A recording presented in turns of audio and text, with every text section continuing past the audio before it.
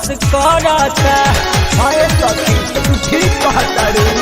सैया पे किस बड़ा बरता, दिन भर खोल कस करता। धैले बाटे मुर्चा मोबिले ऊपर नीचे छीटता। मिलल बकलोल पिया हथौड़ी से पीटता। मिलल बकलोल पिया हथौड़ी से पीटता। सैया पे किस बड़ा बरता, दिन भर खोल कस करता। धैले बाटे मुर्चा मोबिले ऊपर नीचे छीटता। मिलल बकलोल पिया हथौड़ी से पीटता। मिलल बकलोल पिया हथौड़ी से पीटता।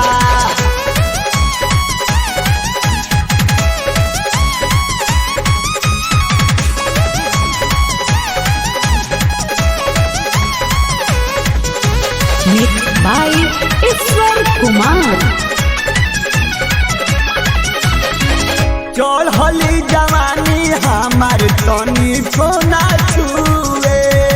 मिलल बकलोल पियावा कहे मोबिल चुए। होए सखी ठीक कहतरू।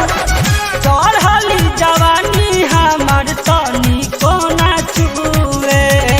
मिलल बकलोल पियावा कहे मोबिल चुए। गिरिस लगा के मना दिन भर घसीटता। मिलल बकलोल पिया हथौड़ी से पीटता। मिलल बकलोल पिया हथौड़ी से पीटता।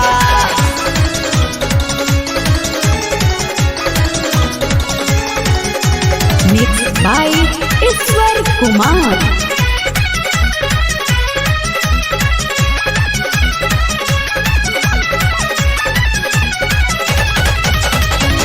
कनी को लजाए नहीं भइल बाबे हाया। से जिया पसूत जाला ओढ़ के हमर साया। हाय सखी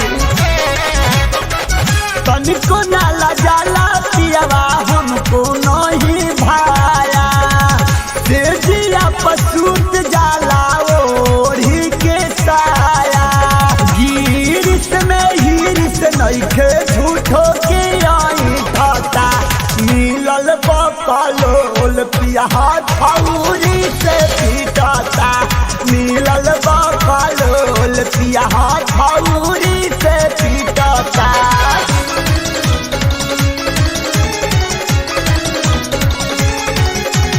Mixed by ईश्वर कुमार।